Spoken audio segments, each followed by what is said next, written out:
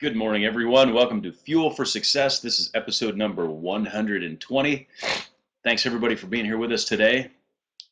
Apologize, I have a little summer cold going, I think, or maybe just lack of sleep. I'm not sure, but it's good to see you all this morning. And I didn't write it on the whiteboard because someone left my marker open, my last one, and so now it's gone. So finally going to have to break down and get new markers. But regardless, good to see everyone. It is episode 120 on this, the 17th of June. Wow. So it's good to see everyone. And apparently I did something to make Matt mad. He just left right away as soon as we started the show. Just kidding. Probably hitting some network issues there.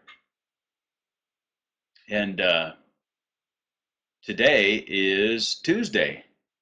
And I always know it's Tuesday if our episode ends at 5 or a 0.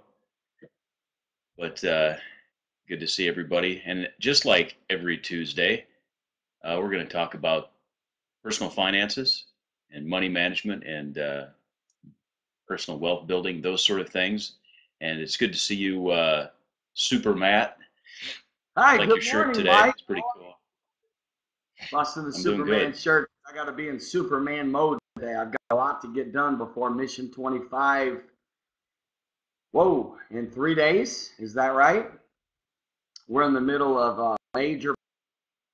Got at least 12 meetings to squeeze in the next 2 days. Got to teach tomorrow night, drive to Chicago, get it done, man. But you know what? You can either whine about it or you can do it. That's what I've learned. Sometimes it does get exhausting and tiring, but other times you just got to put your head down and do it. You know, you gotta just make it happen. You gotta hustle. You gotta refuse to dread it. You know, some of you are very busy, but you can't get stressed out about being busy. It gets stressful, it gets exhausting, but you have to keep a good positive attitude and positive energy about, you know, when you have a lot to do, you need your energy, so you've got to preserve that energy. And if you start thinking negative and you start allowing other people maybe to speak negative over you or whatever, you've got to just guard your energy. But anyways, Mike, I'm excited about today's show, man. I love talking about finances and wealth building. I'm going to start off with a story. Maybe I've told this story on a show in times past, maybe. But I was driving down the road about 3 years ago with Caleb. And we were, he pulled a quarter out of my little cup holder thing. And he was holding it and just kind of looking at it. And the window was down. And he just took the quarter and just flicked it out the window. And as a dad, I was extremely frustrated with this action. I was shocked. I couldn't believe it. I was like, did you just throw that quarter out the window? And he just started laughing. He was like, yeah, why? I was like, Caleb, I was like, okay, it's time for me to start teaching you about money. And this is when I got serious as a dad, that I realized that, believe it or not, what looks like an innocent little act of, oh, it's just a quarter. You know that people that don't value and respect money will not attract ever. They will never attract money in their life. Ever. Ever. Like, you know how sometimes somebody will, you'll go to pay for something and maybe it's like $1.98 and they go to give you 2 pennies and you're like, oh, just keep the change. No. Oh, no. This is what I do. Smile. I want my pennies. Thank you. Now, if I want to give a tip, I'm going to give a tip. I'm not just going to be like, oh, keep the change. But anyways, listen to this. So I thought about this for a long time. It was a life lesson for Caleb. And I said, Caleb, I said, if you ever disrespect money again, I said, you're going to really sabotage your financial success. And I said, you know, how you treat a quarter is how you'll treat $25,000. How you treat $25,000 is how you'll treat $25 million. And I said, son, the fact that, if we walk by, a water fountain and I want to give you a quarter to throw in the water fountain just to see if you can make it in the middle, and maybe that change goes to like some charity. Cool with that, okay? There's a purpose behind it. But you just can't. It was literally like, you've heard the saying, throwing money out the window. He literally threw money out the window. Now, he was an innocent kid, right? But I can assure you he'll never do it again. I can assure you that, like, he now knows to stop traffic if he sees a penny. I'm not kidding. Like, I'll put my hand up if I'm crossing the street and I'll pick up the penny, because I believe, Mike, we have to respect money. I know we've talked about this before. Now, here's the moral of the story. And I'm a loving father. You guys all know that. I'm a very loving father. I'm extremely loving to my son. But him throwing that quarter out the window made me angry. It made me frustrated. So when God, as our Father, sees us mishandle money or just throw it away or not respect it, he's frustrated, just like the way I was frustrated. So believe it or not, this one lesson right here could be the starting point of you changing your financial future, of you respecting money and never throwing it away. Now, here's the common thing that you will see and hear when you start to encounter wealthy people. Wealthy people are extremely conservative and frugal, and they're careful with their money. So, like, I've even had people say, oh, yeah, let me tell you, he's tight with his money. They're saying it almost as a criticism. I listen to it and smile. And I think, you know something? That's why he has money, because he's tight with it. So should we ever be tight with our money when it comes to taking care of our family and the work of God and missions? No. Should always be a giver. There's a difference between being a giver and being tight with your money. And, Mike, case in point, sometimes some people are wealthy and then other people want to look wealthy. The people that look wealthy never ask how much things cost. I've seen them do it. I've literally watched them not even ask what something costs. I'm like, I'll just put it on my card. I'm like, you don't want to know how much that costs? Like, no, then they'll think that I'm cheap. Like, I've had, so some of my guy friends have been like, afraid to ask a waitress, well, how much is it if I order that? It's not on the menu, because they're afraid of looking cheap. Friends, look cheap. Look cheap and ask and know how much it costs and what the taxes are and what the interest rate is. It's just, Mike, it's always going to go back to the small things. Everything in our financial future is going to depend on our small little habits in our life. So there's for our introduction. I like that, and really, what I take from that, Matt, is that there's a big difference between respecting money.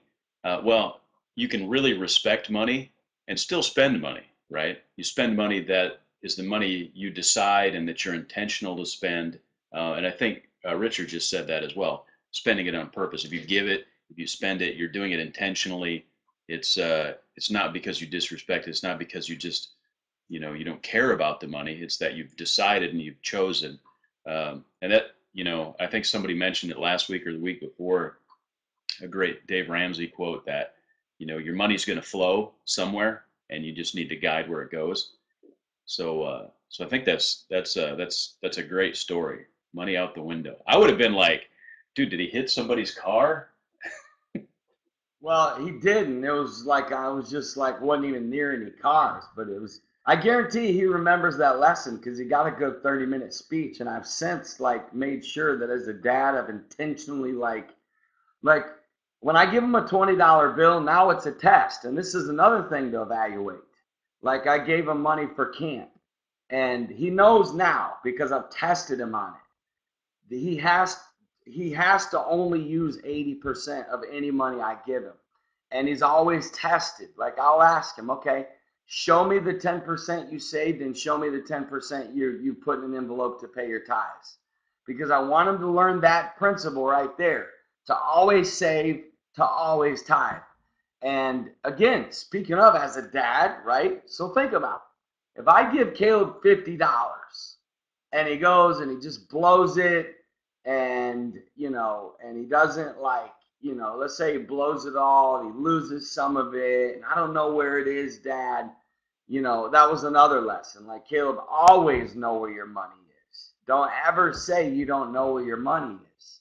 And the thing of it is, Mike, is these are little habits that all of us grew up with. Some of us didn't have parents that slowed us down and said, now, so as a dad, right, it's all about stewardship.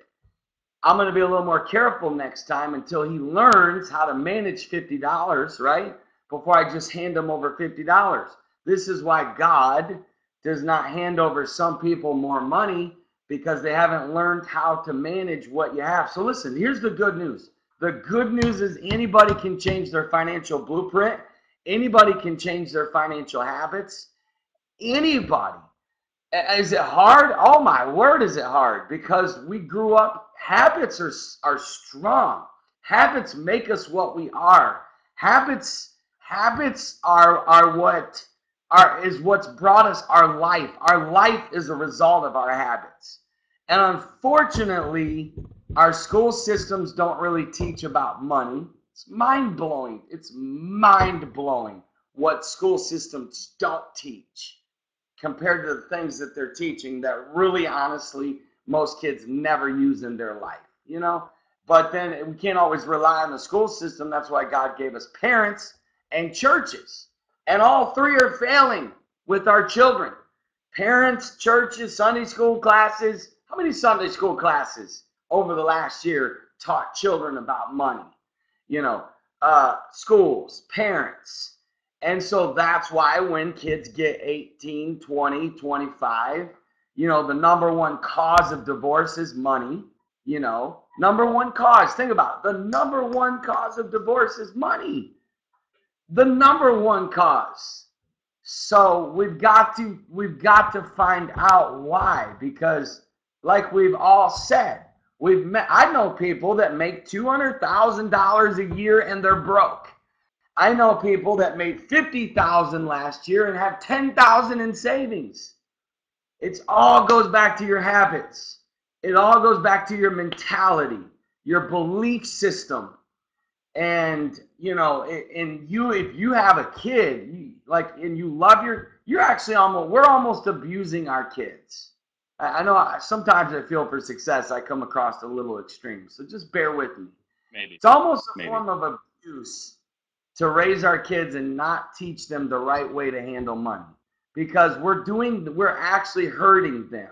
We're doing them an injustice. We're inflicting pain on them. We're causing their future to be messed up. We're affecting their future marriage. We're affecting their lifestyle because we didn't teach them good money principles and how to really truly handle it, I should say. Anyways, that's my rant for the day, my friends. Hey, couple of things. We got a couple questions that came in. Also, Sherry mentioned a while back, Matt, when you were talking about asking for the price of things, and she said that she has a friend that does that. She says she does it because she grew up poor, which I would say that probably the way that she brought up was or the way that she grew up being poor, having less money, probably gave her a respect for money that some other people don't have, and probably has less to do with being poor than just having that respect, because there's people that didn't grow up poor that have that same respect, but that's a good thing. A couple of things down below. Sherry also asked me, asked if I don't like to spend money. I'm kind of middle of the road personally.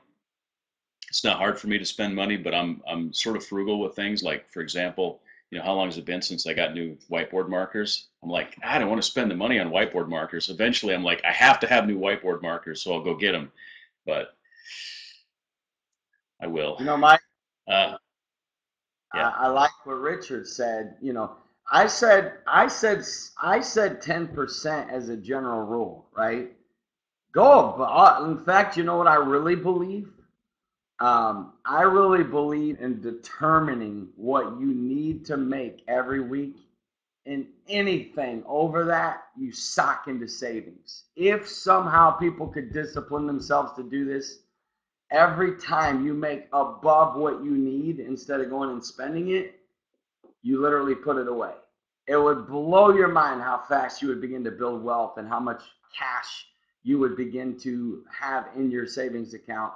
Like, for example, let's say I'm going to speak somewhere, and let's say, they normally give me 1,000, right? But let's say they decided to be generous and give me 1,500. And I'm just giving you a wide example here. Well, then if I was smart, I would take that 500 extra and just put it away because I wasn't even expecting it. See, when people get unexpected money, most of them go spend it. So you almost got to say, you know what? I wasn't expecting this in the first place. I wasn't going to have it. So I'm going to pretend that I didn't get it. I'm going to have this like fun mind game and pretend that I didn't get it and just sneak it into my savings and just forget about it. Forget about it.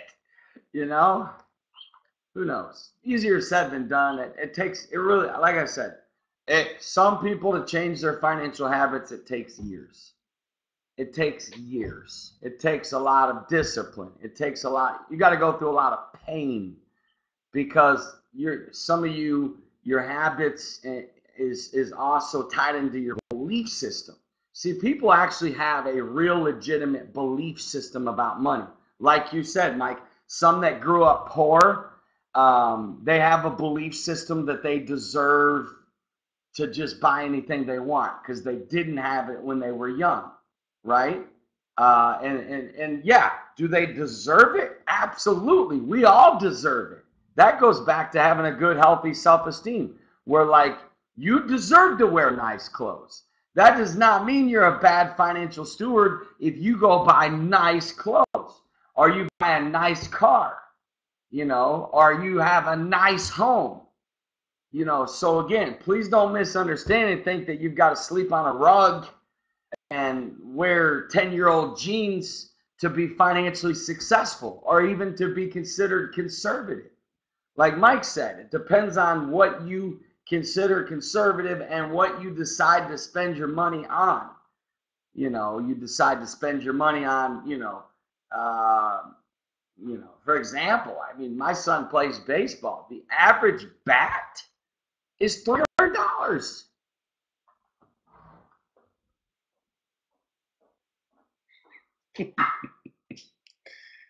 This is the week of Matt walking off the set. This right here. See this stick, this metal stick right here. $300, my friends. Look at me. $300. Okay? So some would look at this and say, ain't no way I'm paying the $300 for a bat. That's ludicrous. That's a waste of money, right? Depends on what you consider as a waste of money. If your son's going to play baseball at a higher level and you understand baseball, this is not, it is, but it's not a waste of money at all. And if you think your son has a shot of playing in the major leagues, this now becomes an investment.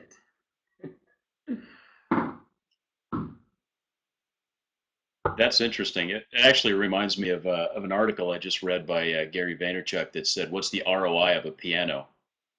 For me, it's about $4 that somebody would pay me to stop playing it. For Billy Joel, it's millions of dollars. Ooh. Good. Like, for example, Mike in computers. I'm not saying he does, but he might have $5 grand sitting on his desk in technology and computers. that 5 grand might generate 300 grand in a year. So, you know, it all depends on what you use your money for. Money has got to become a tool for you and not just something that, you know, anyway, I know we're getting close out of time, Mike. Let's deal with some questions. I know a lot of comments coming in, and I appreciate it. Couple of quick things I need to catch up on. First of all, when I mentioned the markers, I think it was Sherry asked me about my hat. It wasn't. I still have the same old hat, not because I didn't want to spend the money. I literally have not had the time to go buy a hat in a week. I haven't had 15 minutes to go buy a hat. I've been working till probably 4 a.m. So every day, and it's like, you know, the hat'll work for now. It still covers up my hat hair. But and then Richard had asked a question, and Joe was nice enough to answer this for us. Richard asked a question: any books that teach on the principle of value and respecting money? Joe gave us an answer as well. Matt, do you have any suggestions? Joe said, and I think he's mentioned it on the show before, but Daniel Lapin, Rabbi Daniel, Money Principles. And then Karen was nice enough to get a link for us as well, right to Amazon, so you can see his books. So, yeah, I'm cheap with markers and hats. Markers and hats. But you know where we're not cheap is with books. Like, I've literally spent thousands, hear me? Thousands of dollars on books. But for me, that's an investment. So you got to determine in your life, there are things that are considered investments or things that help you grow your business and grow your financial empire. So Richard asked any good books. You know, Dave Ramsey's got some good books, of course. I mean, obviously, that goes without saying. Let me just bust open my iPad here because I've got some books here about Secrets of a Millionaire Mind is really good. That book helped me a lot because he deals a lot with financial blueprint. Oh, The Millionaire Next Door, definitely a must read. The Millionaire Next Door is a really good read. Let me just flip through here and take a look while we're at it here. While you're looking, Matt, one thing I wanted to mention, you mentioned like the technology, and I definitely use technology. That's how I make a living.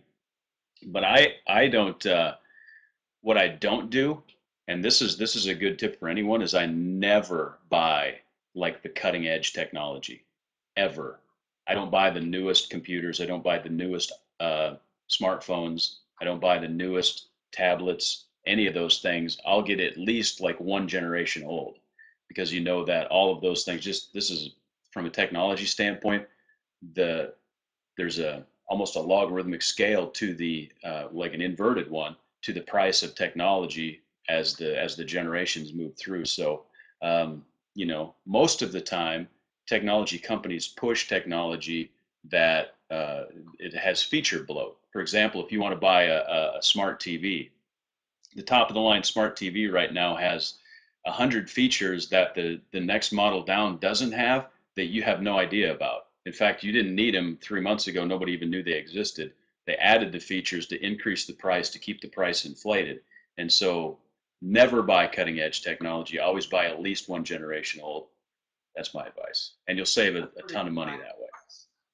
Mike, I'm going to bring a list of probably my top 10 money books next week because I'll be back at home. Well, the week after, actually, because I've got some really good ones on my shelf that I just can't think of off the top of my head. But Think and Grow Rich is probably the best in my opinion. I've read them all. I've literally read every book that exists that I have found about millionaire, just because I believe that you have to study the habits and mentalities of millionaires. Listen, the average millionaire is just like you and I, my friends. In fact, the average millionaire did not, I believe it's like over 90% of millionaires did not become millionaires through inheritance or by winning the lottery. Like, playing the lottery is the stupidest thing that somebody could ever do, in my opinion. It's just stupid. It's stupid. In fact, I believe it is enabling bad mentality in you. You cannot have a lottery mentality. You know, I just think it's, forgive me, that's my own opinion. It's my show. If you don't like it, start a show and give your opinion. But that it is stupid to play the lottery. Hey, can I shock you real quick? Yeah. A week ago, I almost bought a lottery ticket.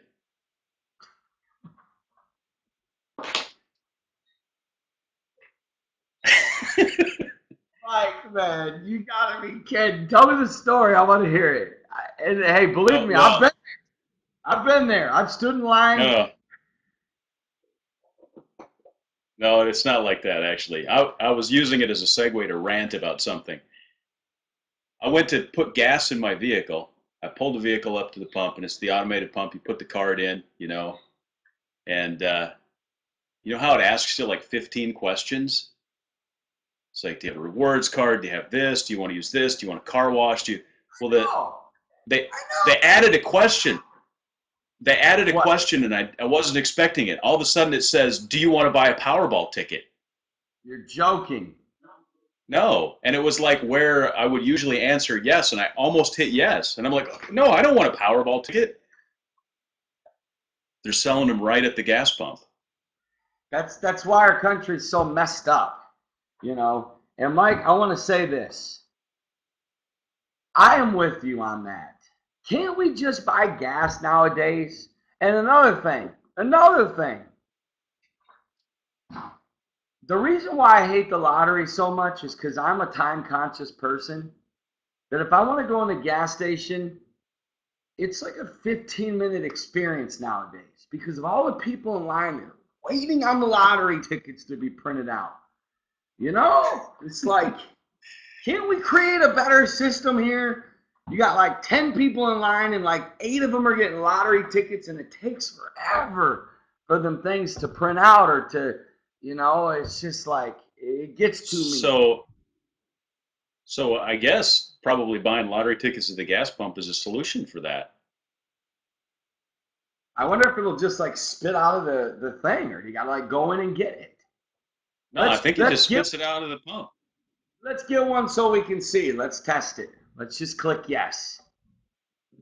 I'll actually just ask someone next to me to buy one because it's just against my principles. The other thing is, you know what? Whoever invented the ask all the questions at the gas pump is clearly not from Minnesota, because as annoying as it is in the summertime, you know how bad it is when it's 25 degrees below zero with a 40-mile-an-hour wind and you're like just trying to get gas in your car and you're answering 15 questions. You're like, seriously? Can I just pump gas? I agree, man. Rant. I couldn't agree anymore. And the thing of it is if you have principle against buying a lottery ticket, just have Carol buy one for you, man.